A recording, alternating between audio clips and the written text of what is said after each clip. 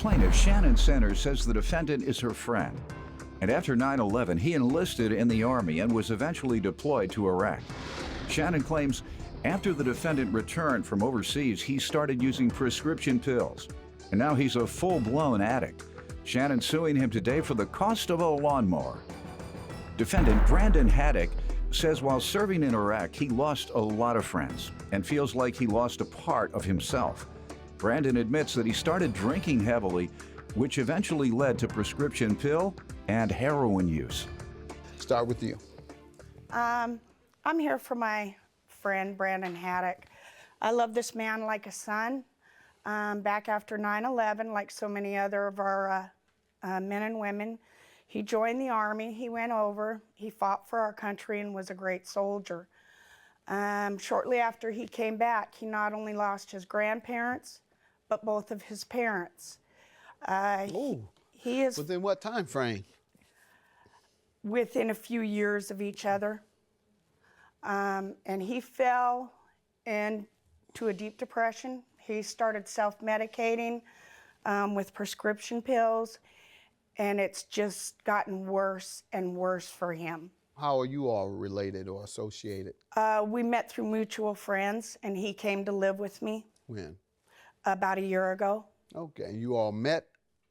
We had known before that, and my roommate at the time said that Brandon needed a place to stay, and I said bring him over.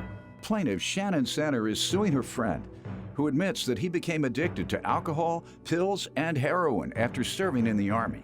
Sir, you want to give me some background? Yes, sir.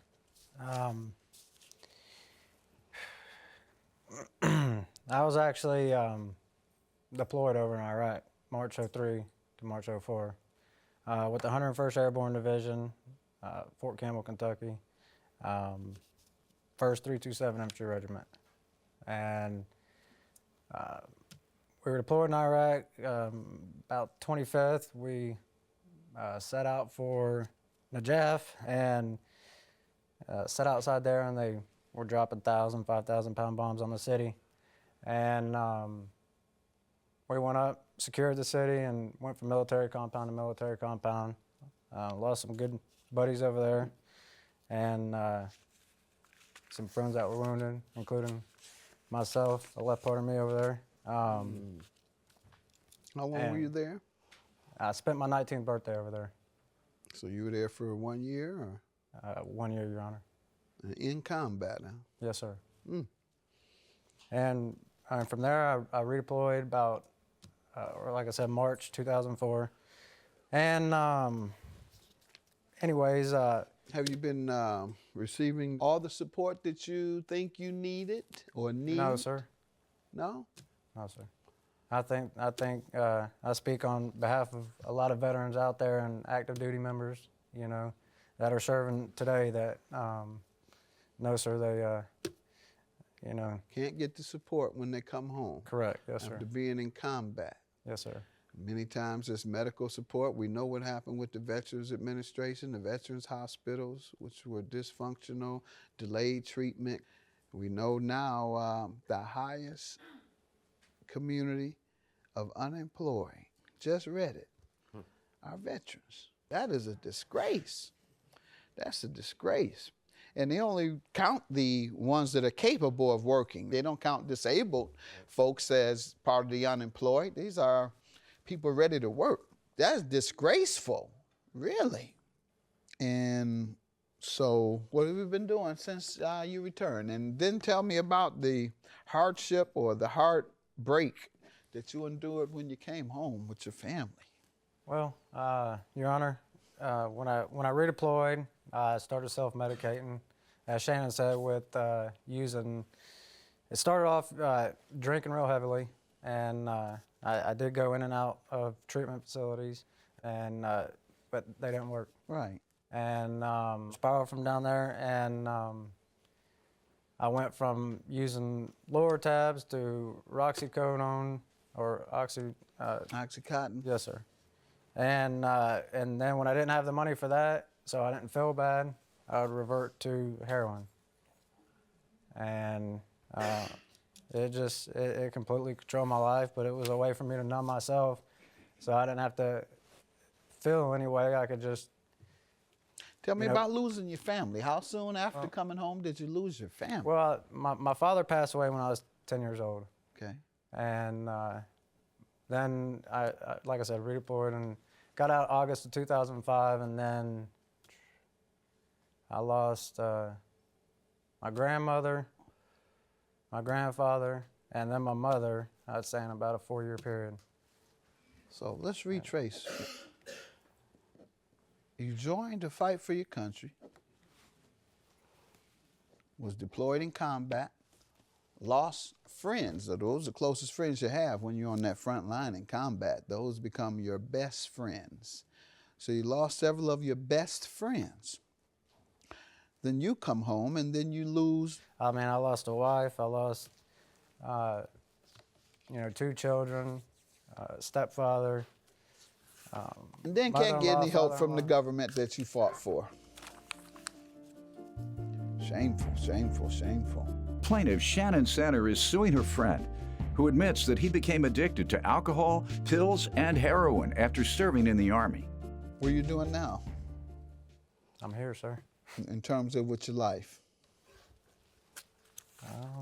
Are you disabled at all? I am, Your Honor. In what way?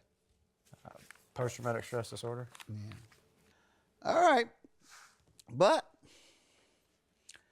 still want your lawnmower, don't you? For the money. Tell me how he owes you for this lawnmower, ma'am. Like I said, he came to live with me about a year ago, and he just started progressing, I could tell, farther and farther down.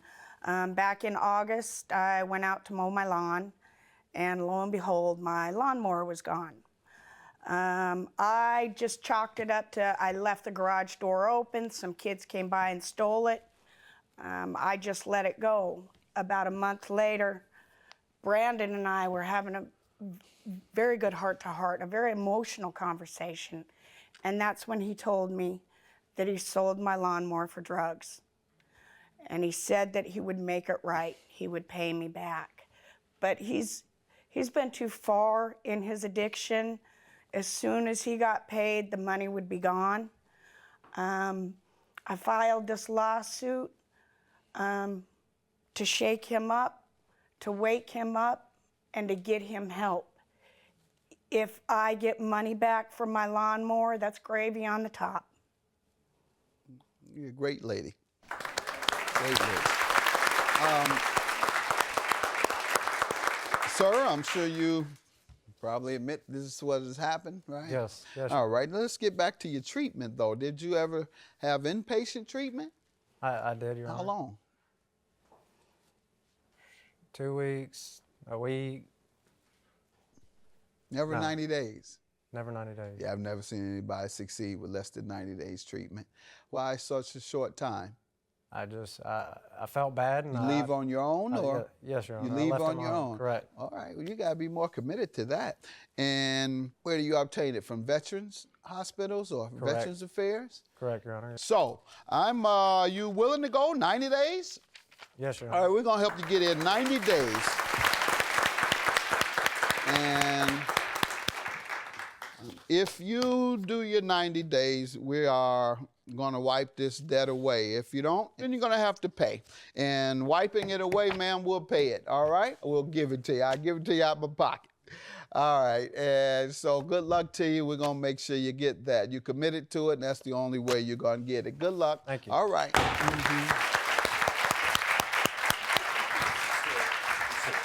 Shake your hand, man. Shake my hand. Yes, sir. Thank you. Thank you, brother. Thank you very much.